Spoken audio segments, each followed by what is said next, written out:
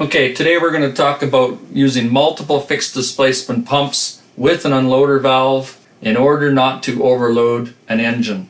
And that is to say, multiple fixed displacement pumps and an unloader valve are used really in order to achieve greater speed when there's no load and yet still be able to hit a maximum system relief in order to move the load. So let's look at what we have here.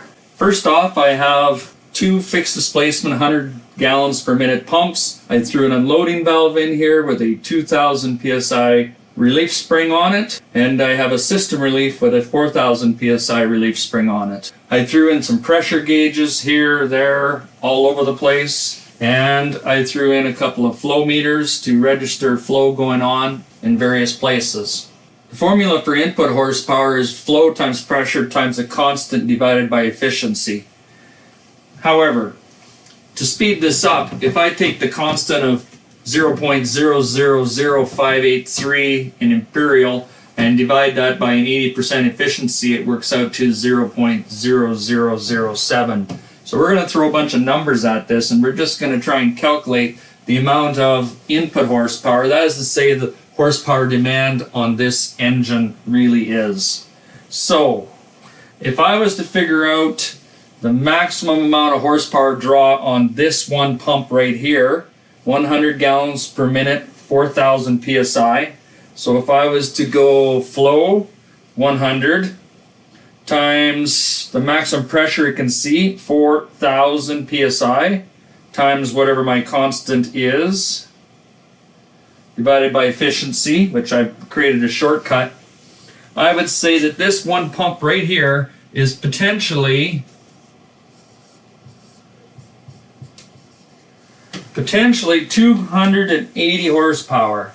That's what this lovely little phone turns out to. And if I was to do the same thing for the other pump at 100 gallons a minute times 2000 psi times my constant divided by efficiency, simply put, this should be half the flow, half the pressure. Simply put, half the pressure should mean half the horsepower demand. And so really, this one has approximately a horsepower demand of about 140. Well, if my engine only starts with 300, how is it that this pump can pull 140 and this pump can pull 280? So let's look at actually seeing what goes on. So at minimum load, I can just say minimum load, 0 psi, no load situation. This is what goes on for us. I shift this up. Now this 100 gallons per minute is, which was just going through this open center DCB, I get 100 here, 100 here, and I really get 200 here. Yep, no problem. 200. And my actuator's moving. I would see whatever I see for pressure here, I would also see pressure here. So that's not really a very high horsepower demand, 0 psi, even though there's lots of flow. So I'm not even going to bother factoring that in. But let's just throw some resistance on this now. So we'll just throw some load on this. So we throw some load on here, enough to represent 1000 psi. And I should still see 1000 psi here now. And really, I have nothing to open up these valves, so I'm going to do a little calculation. I'm going to just say the combined flow at this, combined flow is 200, and my pressure is 1000. Or 100 gallons from this one, 100 gallons a minute from this one, or 100 gallons a minute from this one. So I get a combined 200 gallons a minute, all moving that actuator. Just like that.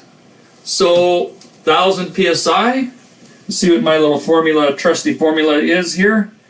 It's 200 times 1000 psi times 0.0007, a shortcut. Oh. That works out to 140 horsepower, approximately. Oh, well, that's interesting. 140 horsepower, definitely not enough to overload the engine. The engine's capable of 300. So I'm going to add some more to this. I'm going to add a little bit more load to this. And I'll take that up to 1500. And that means I'll take this up to 1500. And that means I'll take this up to 1500. So this was my initial 140 was my initial that we started with. Let's see what it comes out to now.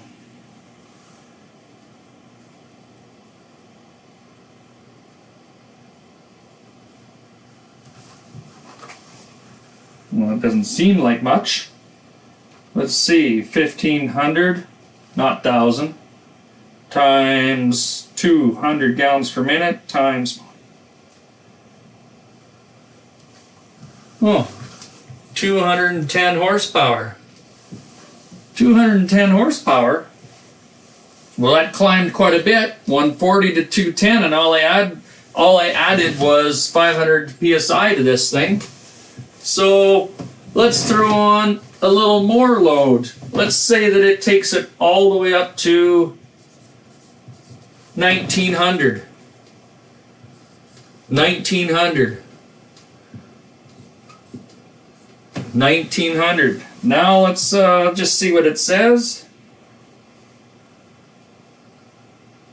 Still got 200 gallons per minute, all going through that DCV. I'm up to 266 horsepower.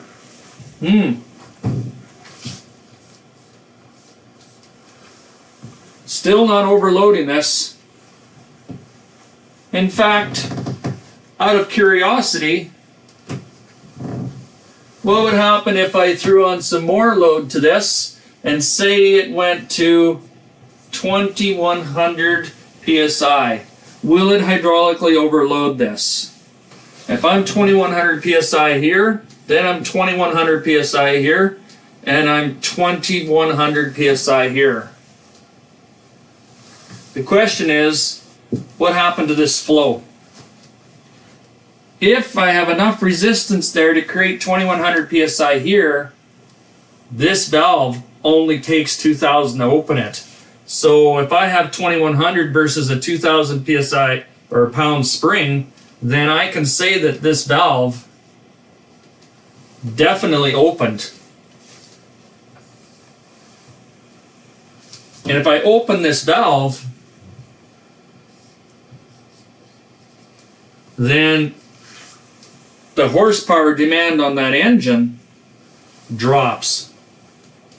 100 gallons a minute times nothing is nothing. There's no horsepower demand on this engine. In fact, the only flow now going to the actuator is from this one. That's the only one still producing flow because this valve hasn't opened up yet.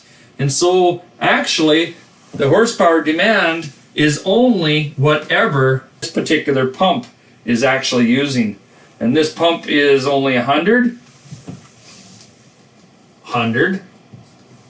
times 2100 times 0.0007 shortcut, and now my new horsepower demand 147 horsepower. That is my horsepower demand on my engine. So that's how an unloading valve is. Something had to be sacrificed. When there was no resistance, both pumps were producing all kinds of flow and the actuator was moving quickly. As soon as I threw enough resistance on there, that would have hydraulically overloaded this engine as we seen it climbing, then the fact of the matter is one pump is unloaded and only the other pump is now physically lifting the actuator. In fact, I could keep going up with this particular resistance. I can keep adding more resistance to this, more and more bricks, and I can keep going up and up and up until 3100 times only 100 gallons per minute times 0.0007 is equal to, and now I've got a horsepower demand of 217.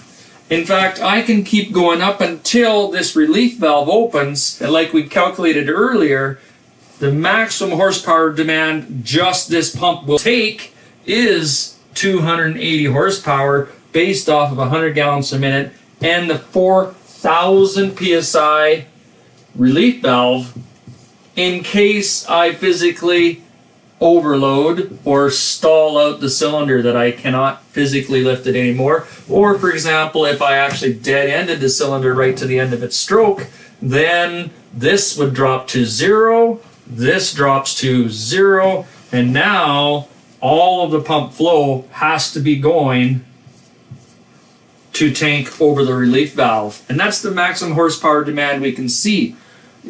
Really, 280 horsepower with one pump, or ironically, if I was to drop this in half to 2,000, 200 gallons a minute is the maximum we'll see on either one of these. It works out to the same 280 horsepower. And this is a stepping stone to the principles and concepts of a constant horsepower system. They take this system and they improve upon it. However, the principle remains the same. The more load you put on it, well, in order not to overload the engine, we have to cut back on flow going to the actuator. So nothing's free and something had to be sacrificed. When there's no load, lots of speed. When there's too much load, slow down the speed. And again, all I know is you gotta have a hook in the water if you expect to catch a fish.